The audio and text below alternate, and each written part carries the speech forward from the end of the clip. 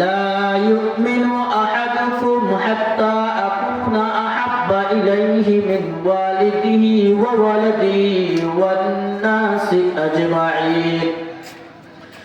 وقال رسول الله صلى الله عليه وسلم: من أحب سنتي فقد أحبني ومن أحبني كان معي في الجنة أو كما قال عليه الصلاة والسلام.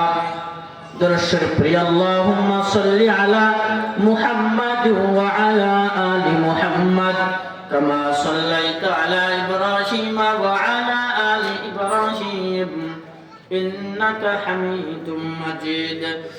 اللهم بارك على محمد وعلى آل محمد كما باركت على إبراهيم وعلى آل إبراهيم إنك حميد مجيد.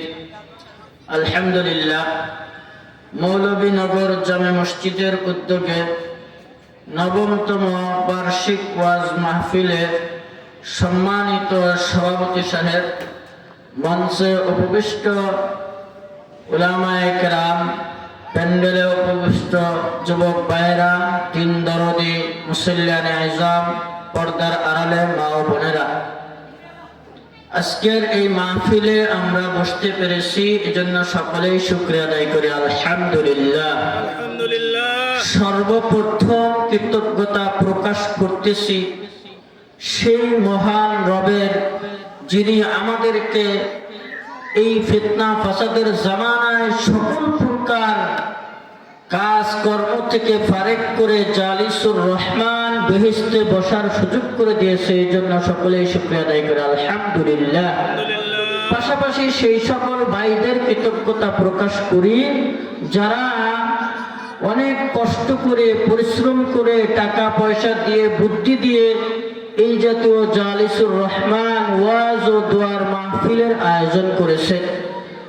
তারা ইচ্ছে করলে কোনো গান বাজনা ইত্যাদির আয়োজন করতে পারতেন, তা না করে আল্লাহকে ভালোবেসে, রসুলকে ভালোবেসে আজকের এই এত সুন্দর একটা আয়োজন করেছেন, এজন্য তাদেরও আমরা কৃতজ্ঞতা প্রকাশ করি।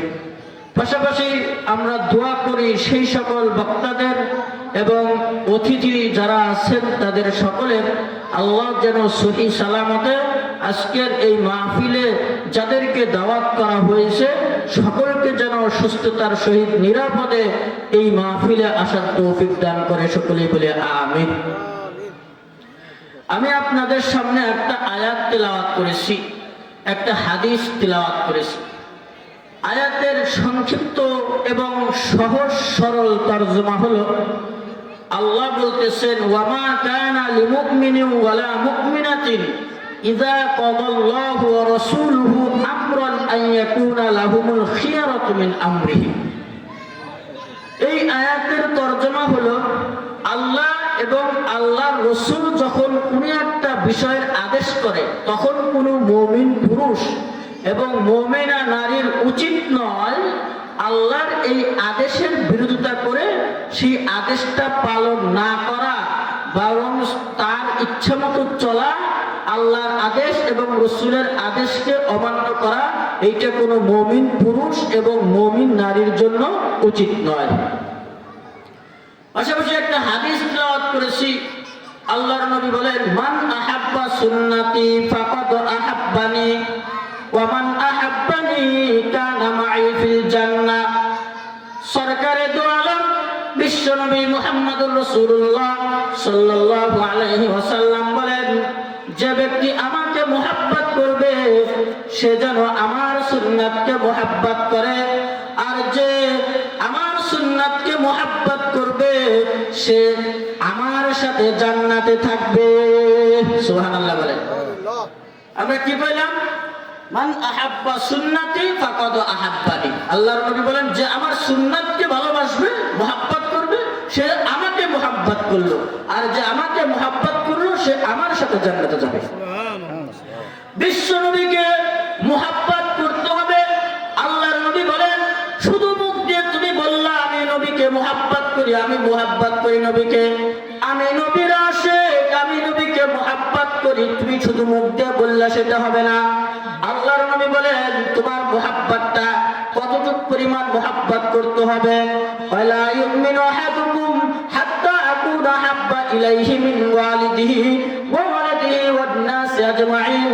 আল্লাহর নবী বলেন তোমাদের মধ্য থেকে কেউ প্রকৃত মুমিন হতে পারবে না যতক্ষণ পর্যন্ত সেই লোকটা আমাকে তার সন্তান থেকে বেশি মুহাব্বত না করতে পারবে, তার বাবা মা থেকে বেশি মুহাব্বত না করতে পারবে, সমস্ত মানুষ থেকে যতক্ষণ পর্যন্ত আমি নবীকে মুহাব্বত করবে না ততক্ষণ পর্যন্ত সেই লোকটা পাক্কা মুমিন হতে পারবে না। তার মানে পাক্কা মুমিন হওয়ার জন্য আল্লাহর নবীকে আমার সন্তানের চেয়ে বেশি মুহাব্বত করতে হবে, আমার বাবার চেয়ে বেশি মুহাব্বত করতে হবে, আমার ব্যবসা বাণিজ্যের চেয়ে বেশি মুহাব্বত করতে হবে, সব কিছুর চেয়ে বিশ্ব নবীকে সবচেয়ে বেশি মুহাব্বত করতে হবে।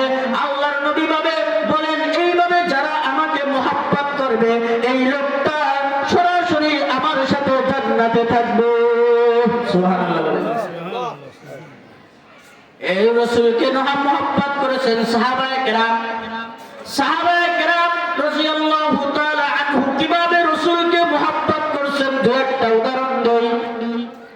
আল্লাহর নবীর একজন সাহাবা হযরতে আবু তালহা রাদিয়াল্লাহু তাআলা আনহু শিশু সাহাবা, তার বাবার নাম হলো বারারা। বারারার ছেলে আবু তালহা রাদিয়াল্লাহু তাআলা আনহু বাচ্চা মানুষ, ছোট মানুষ, কেবল হাঁটতে পারে, কথা বলতে পারে। 5 বছর 7 বছর বয়স হয়েছে, 8 বছর বয়স হয়েছে, এই পরিমাণ বয়সের একটা বাচ্চা আবু তালহা বাবার আঙ্গুল ধরে আস্তে আস্তে আস্তে আস্তে হেঁটে হেঁটে মসজিদে এসে বিশ্ব নবীর কাছে মসজিদে নববীতে নামাজ পড়ে। এভাবে কয়েকদিন যাবত নামাজ পড়ার পর আবু তালহা বলে, ও বাবা, আমি তোমাকে একটা অনুরোধ জানাচ্ছি। ওই বাবা, তোমার সাথে যে আল্লাহর নবীর সুন্দর চেহারা দেখে আমি তো রাসূলকে ভালোবেসে ফেলছি বাবা। আজ থেকে তোমাকে আমি অনুরোধ করছি, তুমি যতবার মসজিদে যাইবা ও বাবা ততবারই আমাকে সাথে নিয়ে তুমি মসজিদে যাইবা, কারণ আমি রাসূলকে ভালোবাসছি। আল্লাহু আকবার বলেন। শিশু সাহাবা আবু তালহা বাবার সাথে মসজিদে যায়। বাবাকে জিজ্ঞাসা করছে আল্লাহর নবী, ও বারারা, সে কে? বারারা বলেন, ও নবী, তিনি হলেন আমার সন্তান, যিনি আপনাকে ভালোবাসছেন, আপনাকে ভালোবাসে, যার কারণে প্রত্যেক ওয়াক্ত নামাজের সময় আমি তাকে আপনার সাথে নামাজ পড়ানোর জন্য নিয়ে আসি, কারণ আবু তালহা আমার ছোট শিশু বাচ্চাটা আপনাকে ভালোবাসে। আল্লাহর নবী বলেন, তাই নাকি? ঠিক আছে। যখন শুনছে আবু তালহা আল্লাহর নবীকে ভালোবাসে, আল্লাহর নবীও তাকে ভালোবাসা শুরু করছেন। এভাবে দুইজন দুইজনকে ভালোবাসে, দুইজন দুইজনকে ভালোবাসে। হঠাৎ করে একদিন বারারা এক জায়গায় চলে গেছে মসজিদ থেকে একটু দূরে, আর তার ছেলে আবু তালহা রাসূলের পাশাপাশি। এবার নবী বলেন, আমি একটু পরীক্ষা করতে চাই সত্যিকার অর্থেই আবু তালহা আমাকে ভালোবাসে কিনা। আল্লাহর নবী পরীক্ষা করার জন্য আবু তালহাকে বললেন, ও আবু তালহা, তুমি কি আমাকে ভালোবাসো? হয় হয় ইয়া রাসূলুল্লাহ, আমি আপনাকে ভালোবাসি। তুমি কি তোমার বাবা মার চেয়েও আমাকে ভালোবাসো? হয় ইয়া রাসূলুল্লাহ, আমার আব্বা আম্মার চেয়েও আপনাকে বেশি ভালোবাসি। হয় ঠিক আছে, যাও, এই যে তরবারি নাও, এই যে তোমার হাতের মধ্যে একটা তরবারি দিলাম, এবার এই তরবারি দিয়ে তোমার বাবার কল্লাটাকে দ্বিখণ্ডিত করবা। যাও, দেখি আমাকে কেমন ভালোবাসো। আবু তালহা আল্লাহর নবীকে ভালোবেসে আল্লাহর নবীর আদেশ পালন করার জন্য তরবারি নিয়ে গেছে, ছুটছে বাবাকে আক্রমণ করবে, তার কল্যাণে আসবে। বিশ্ব নবী পিছন দিকে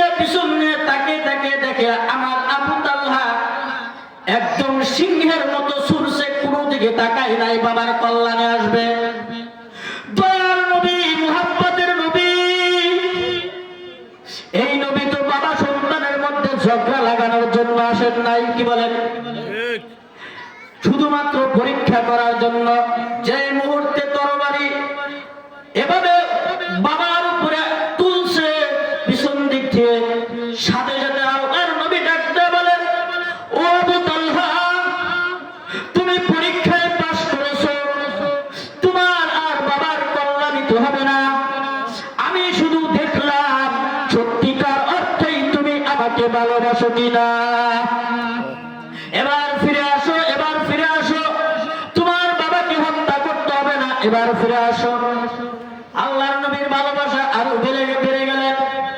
দয়াল নবী রাহমাতুল লিল আলামিন এখন থেকে আগের চেয়েও বেশি আবু তালহাকে ভালোবাসতে লাগলেন।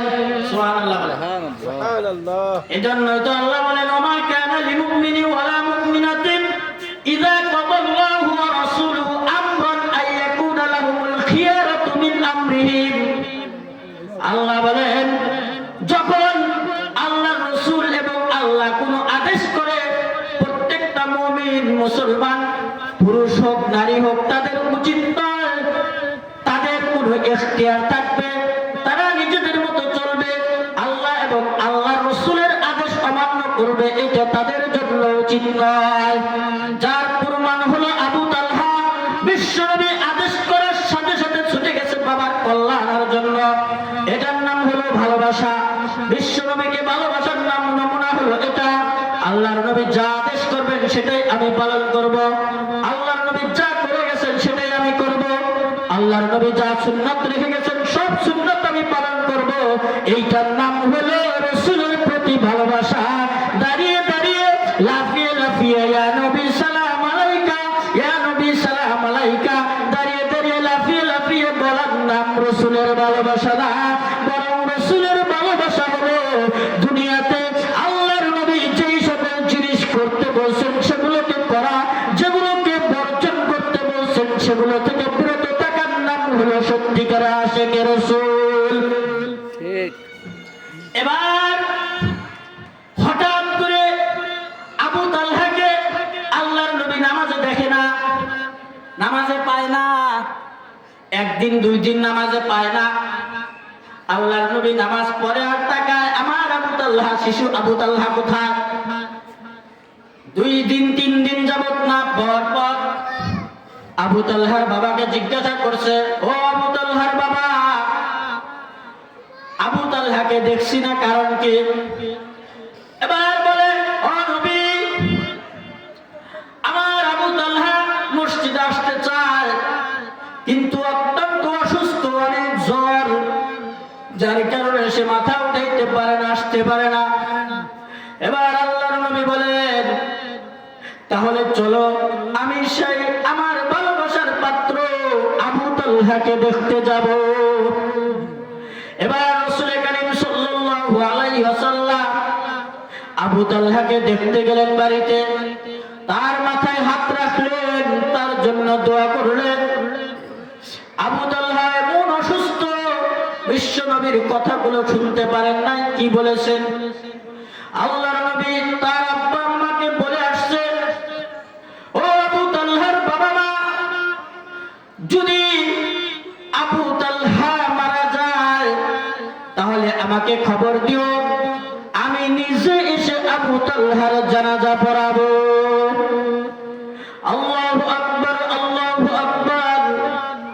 এই কথা বলে কান্না করতে করতে বিশ্ব নবী বাড়ি থেকে বের হয়ে আসলেন। এভাবে হঠাৎ করে আবু তালহার যখন হুঁশ ফিরে এলো, বাবা মাকে জিজ্ঞাসা করলো যে আমার কাছে কে আসছিল? বলল, আল্লাহর নবী আসছিল, যাকে তুমি ভালোবাসো। আল্লাহর নবী কি বলে গেছেন? তখন বাবা মা বলতেছে, বাবা, আল্লাহর নবী বলে গেছেন যদি তুমি মারা যাও আমরা যেন তাকে খবর দেই, যাতে করে সে এসে নিজে তোমার জানাজা পড়ায়। তখন তিনি বুঝতে পারলেন আল্লাহর নবী যেহেতু এই কথা বলে গেছেন, সে তো আমার আর সুস্থ হওয়ার দুনিয়া থেকে চলে যেতে হবে, আমার হয়তো মৃত্যু সন্নিকটে। এভাবে তিনিও কান্নাকাটি শুরু করলেন, আল্লাহর কাছে দোয়া করলেন, আল্লাহ আমার হয়তো আর রাসূলের সাথে মুলাকাতের সুযোগ হবে না। ও আল্লাহ, আমি হয়তো আর মসজিদে নববীতে তোমার রাসূলের পিছনে নামাজ পড়তে পারবো না। এভাবে কান্না করলেন। বিশ্বনবী কান্না করতে করতে চলে আসলেন, সেখানে আবু তালহা কান্না করলেন।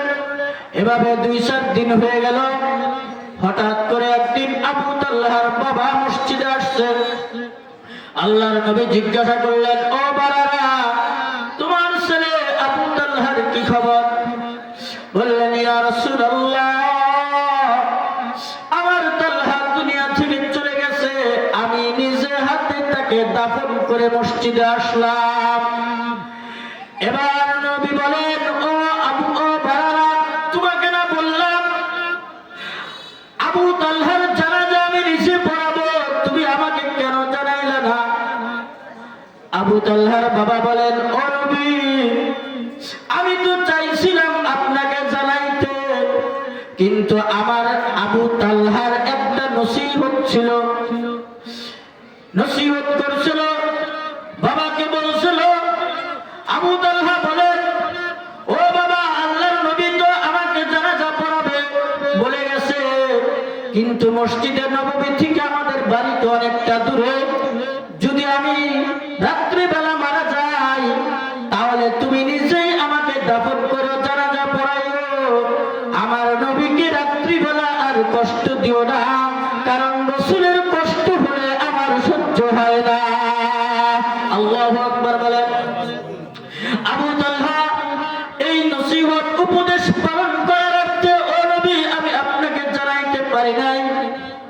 এবার আল্লাহর নবী সাল্লাল্লাহু আলাইহি ওয়াসাল্লাম অসরে কান্না শুরু করলেন, আল্লাহর কাছে দোয়া করলেন। আবু তালহার বাবাকে বললেন, চলো আমি আবু তালহার কবর জিয়ারত করতে যাব। কবর জিয়ারত করতে গেছে, আল্লাহর কাছে কবর জিয়ারত করার জন্য কবরের পাশে গিয়ে আল্লাহর কাছে দোয়া করতেছেন। দোয়া করতে করতে কান্নাকাটি করতেছেন, চোখের পানি বের হচ্ছে, আমার আবু তালহা দুনিয়া থেকে চলে গেছে। অনেক কান্নার পরে হঠাৎ করে কান্নার মাঝখানে বিশ্বনবী মুহাম্মদুর রাসূলুল্লাহ সাল্লাল্লাহু আলাইহি ওয়াসাল্লাম হেসে দিলেন। সুবহানাল্লাহ বলেন। কান্না করতে করতে মাঝখানে হেসে দিলেন। মুনাজাত শেষ করলেন। সাহাবারা জিজ্ঞাসা করলেন, ও নবী, ও রাহমাতুল লিল আলামিন, ব্যতিক্রম ধরনের একটা কাজ করলেন আজকে। কান্না করতেছিলেন, আমরা দেখতেছিলাম আপনার চোখ দিয়ে অজস্রে পানি বের হতেছিল, আপনার দাড়িগুলো ভেসে যাচ্ছিল। হঠাৎ করে আপনি কান্না করতে করতে মাঝখানে হেসে দিলেন, কারণ কি? এবার আল্লাহর নবী বলেন, ও সাহাবারা, তোমরা যা দেখতে পাও না আমি তা দেখতে পাই। আমার নবুয়তের চোখ দ্বারা আমি দেখতে পাইলাম কবরের মধ্যে আবু তালহার কবরটা জান্নাতের বাগান হয়ে গেছে। আবু তালহা কবরের মধ্যে তার প্রাণ পাখিটা ছোট ছোট পাখি হয়ে ঘোরাঘুরি করতেছে, এইটা দেখে আমি খুশি হয়ে গেছি। আল্লাহু আকবার বলেন। এই হলো রাসূলের প্রতি আবু তালহার ভালোবাসা। কেমন ভালোবাসছেন আল্লাহর নবীকে। তো সদা সর্বদা আমাদেরকেও রাসূল সাল্লাল্লাহু আলাইহি ওয়াসাল্লামকে এইভাবে ভালোবাসতে হবে। আল্লাহর নবী বলেন, লা ইউমিনু আহাদুকুম হাত্তা আকুনা হাব্বা ইলাইহি মিন ওয়ালিদিহি ওয়া ওয়ালাদিহি ওয়ান নাসি আজমাইন। যতক্ষণ পর্যন্ত তুমি তোমার বাবার থেকে আমাকে বেশি না ভালোবাসবা, যতক্ষণ পর্যন্ত তোমার সন্তান থেকে আমাকে বেশি ভালো না বাসবা, যতক্ষণ পর্যন্ত সমস্ত মানুষ থেকে আমাকে বেশি ভালো না বাসবা, ততক্ষণ পর্যন্ত তুমি পাক্কা মুমিন হতে পারবা না।